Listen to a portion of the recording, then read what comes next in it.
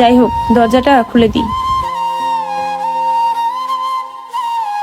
কি ব্যাপার, দরজা খুলতে এত দেরি হলো কেন? না কিছু না, আসেন।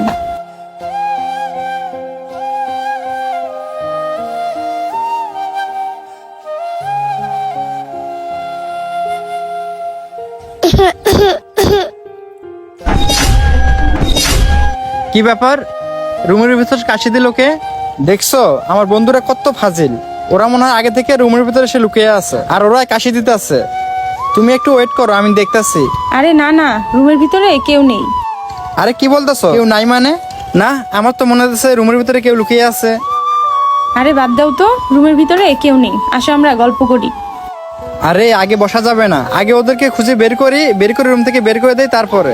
মনে হয় খাটের নিচে লুকিয়ে আছে, দেখি তো খাটের নিচে। না, খাটের নিচে তো নেই, তাহলে কোথায় থাকতে পারে? দেখি তো পর্দার নিচে। আরে তুমি কে? আমি আমার মার কাছে আইছি। কি বলতেছো, তুমি তোমার আম্মুর কাছে আইছো মানে? আর তোমার আম্মুই বা কে? এটা আমার আম্মু। আফসানা, কি বলতেছে এই মেয়েটা? তুমি নাকি ওর মা? আরে জীবন, তুমি ভুল বুঝো না, বাচ্চাটা কি বলতে যে কি বলেছে, ও তো একটা ছোট মেয়ে।